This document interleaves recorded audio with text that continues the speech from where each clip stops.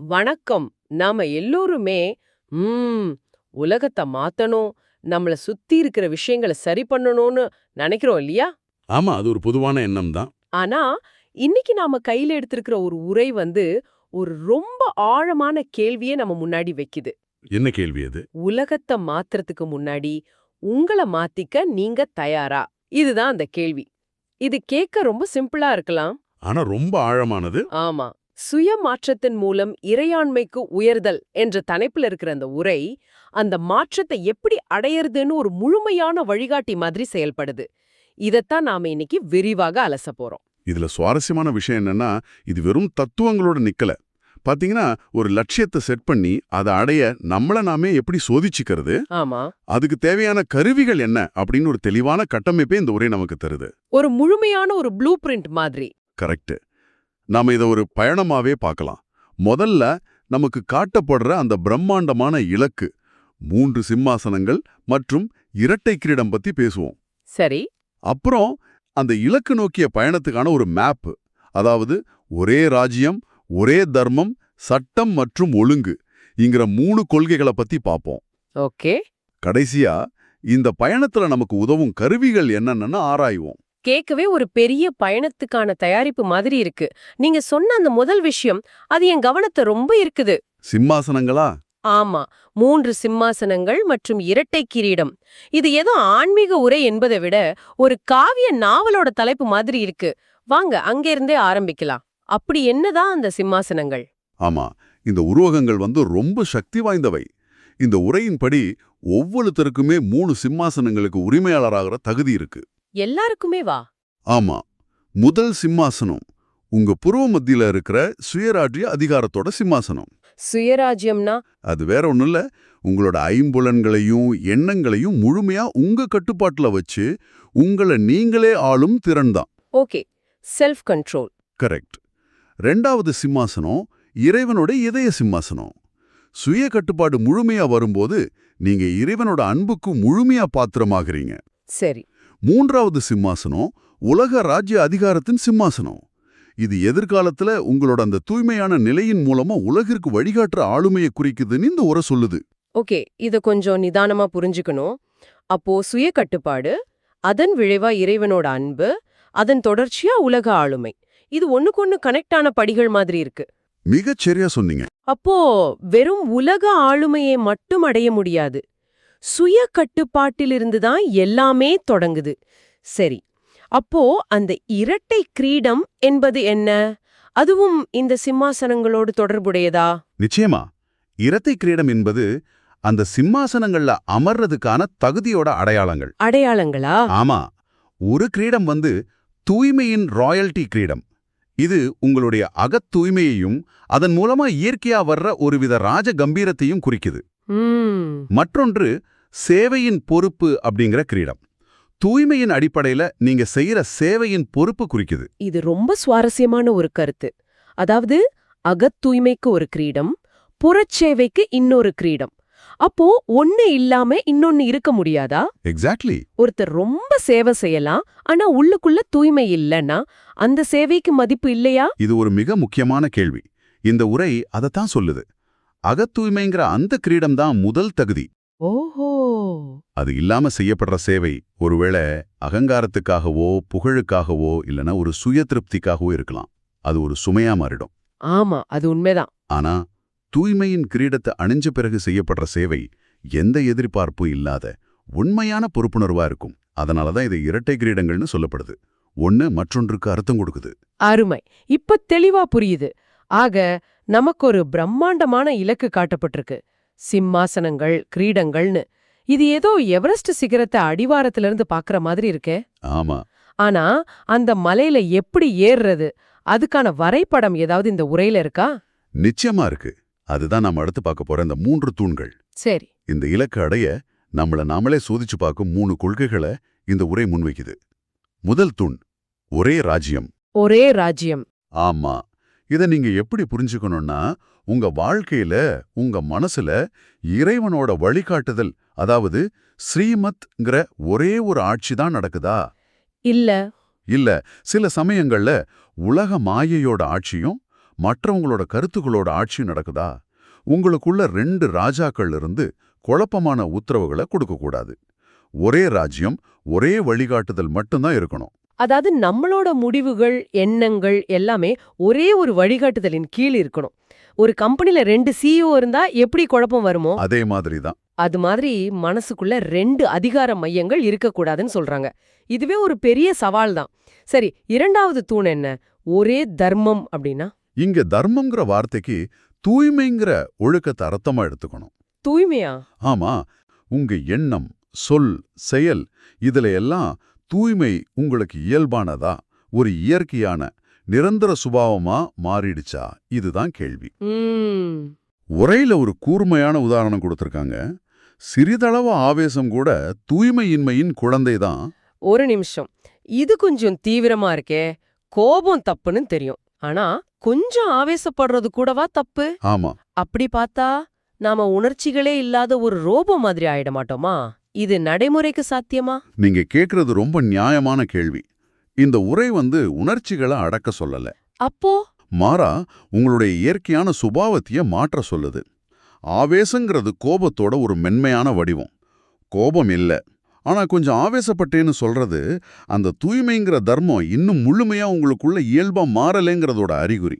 ஓ, அப்ப இலக்கு இலக்கு எந்த சூழ்நிலையிலும் அந்த தூய்மையான அமைதியான நிலையிலிருந்து விலகாம இருக்கிறது தான்.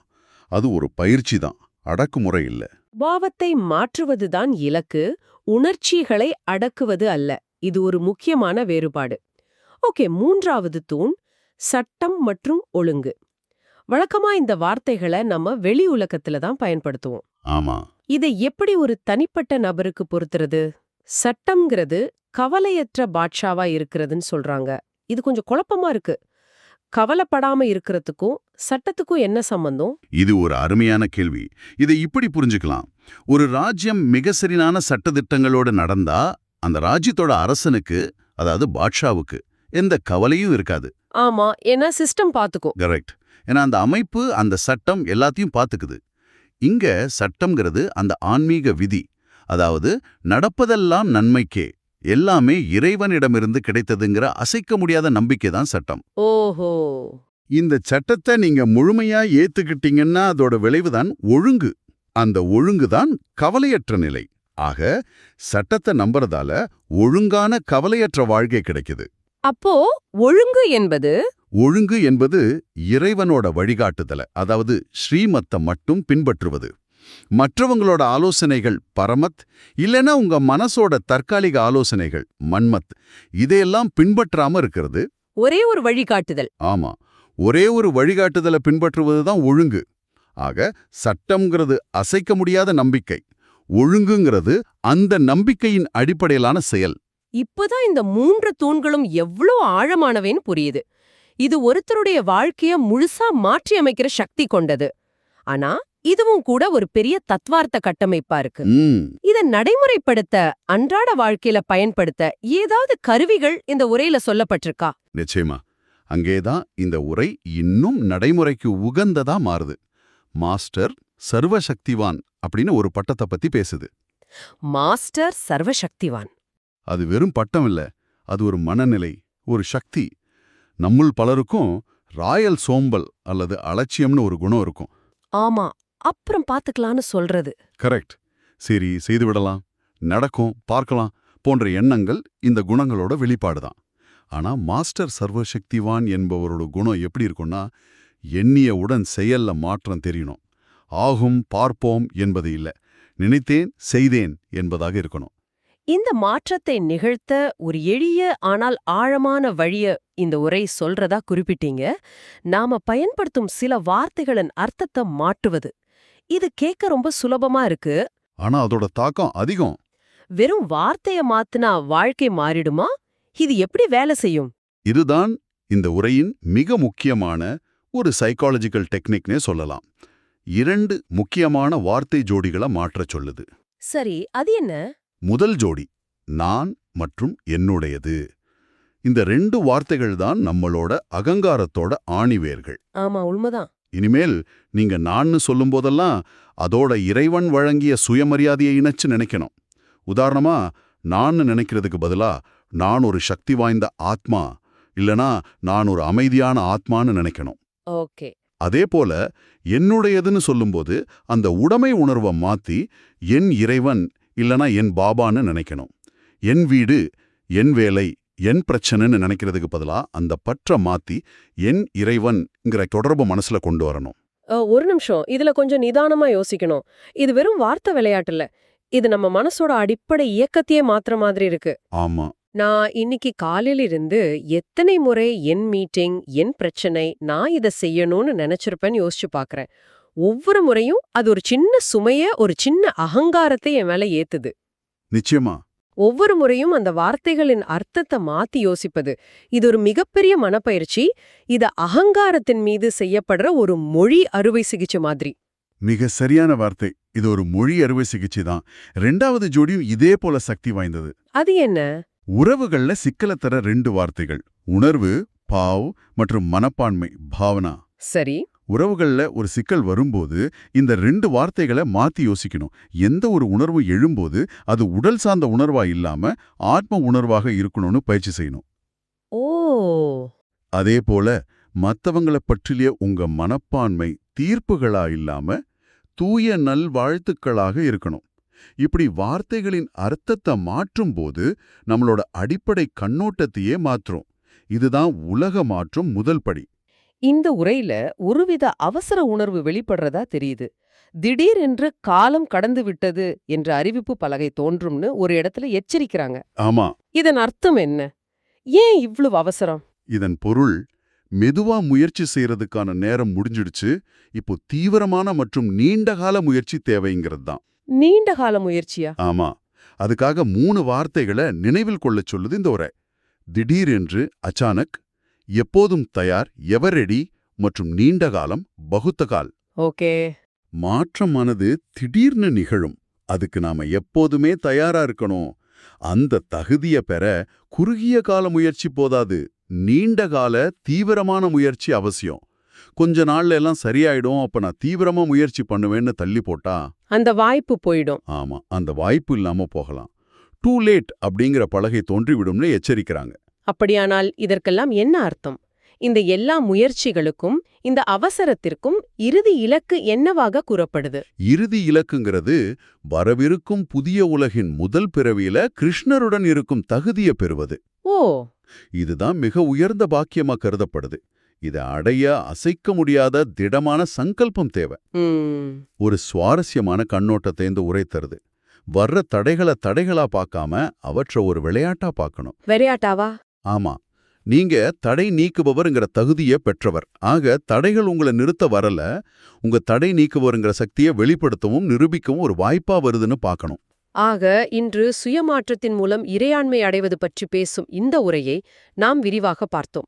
நமக்கான இலக்கு என்னவாக இருக்கணும்னு 3 சிம்மாசனங்கள் மூலமா பார்த்தோம். ஆமா. அந்த இலக்கை அடைய உதவுற வரைபடமா ஒரே ராஜ்யம் ஒரே தர்மம்ங்கிற சுய பரிசோதனை முறைகளை அலசினோம்.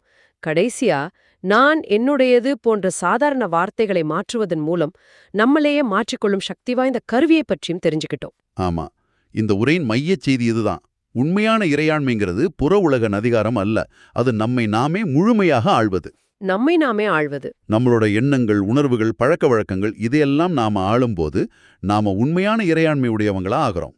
இந்த உரையின்படி நம்மளோட கூட்டு மனநிலையின் பிரதிபலிப்பு தான் இந்த வெளியுலா. அப்போ இது ஒரு முக்கியமான கேள்வியை எழுப்புது. என்ன கேள்வி அது? இந்த உரை நான் மற்றும் என்னுடையதுங்கிற 2 வார்த்தைகளை மாற்றுவதை மிகவும் வலியுறுத்துது இல்லையா? ஆமா. உங்க அன்றாட வாழ்க்கையில இந்த 2 வார்த்தைகள் உங்க செயல்களையும் முடிவுகளையும் உணர்வுகளையும் எவ்வளவு தூரம் தீர்மானிக்குது? ஒரே ஒரு நாள் ஒவ்வொரு முறை நான் சொல்லும் போதும் உங்களோட உயர்ந்த நோக்கத்தையும் என்னுடையதுன்னு சொல்லும் போதும் பற்றற்ற ஒரு தொடர்பையும் நினைச்சு பார்த்தா என்ன மாற்றம் நிகழக்கூடும்னு சிந்திச்சு பாருங்க.